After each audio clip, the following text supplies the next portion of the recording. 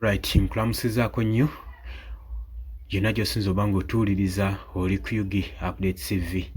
Bitalo nnyo ddala. Kakati omukyala ono ba comrade munaffe eyafudde adamanyikiddwa nga Marion Alexandria,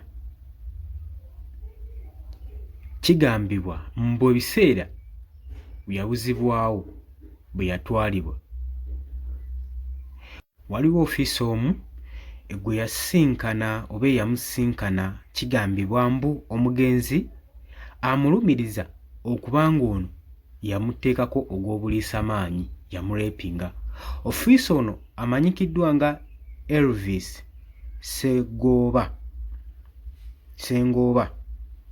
Omugenzi gw'alumiriza nti ono yamuteekako ogw'obuliisamaanyi nga tannatwalibwa mu custody. Tujjukira bulungi nnyo waliwo okunoonyereza okw'enjawulo okuva mu kitongole kya CMI.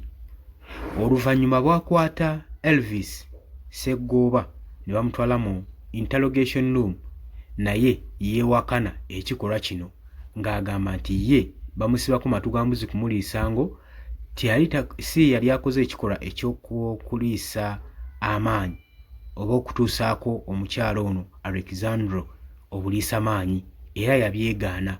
N'oluvannyuma ekitongole ekya poliisi ekikola ku kunoonyereza ne kigamba nti kigenda kwongerayo omusango guno ng'okunoonyereza kugenda mu maaso bazuule amazima. Naye ekyennaku omukyala ono Marion Alexandra agenze okuva mu bulamu bw'ensi eno nga tafunanga bwenkanya, nga n'okunoonyereza tekugenze mu maaso, gye byakkira tetumanyiiyo. Poliisi terina we yavaayo nega nti okusinziira ku kunoonyereza bazudde kino weekiti ne weekiti, naye nga mbu omugenzi ye ali alumiriza omukulu ono wa poliisi oba ow'amagye Elvis Sengooba okubanga ye yatuusa ku mukyala ono obuliisamaanyi. Kati olaba nga omuntu atuuka n'okuva mu bulamu bw'ensi nga tafunye bwenkanya, nga tafunye justice olw'ebikolwa ebyekko ebyamutuusibwako. Tetumanyi lwaki ebitongole ebikuumaddembe ennaku zino byasiiwuuka empisa, kubanga gavumenti yaffe okusinziira ku constitution yaffe yateekawo okugivuganya.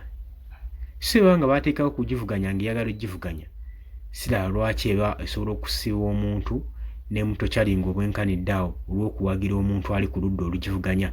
So bino ebikolwa tubivumirira nnyo nesse kuvumirira, era tugenda maaso n'okukoowoola abavunaanyizibwa ku bitongole ebikuuma eddembe ly'obuntu bigende maaso n'okukola okunoonyereza ku nsonga eno. Mbaagala nnyo, mweraba.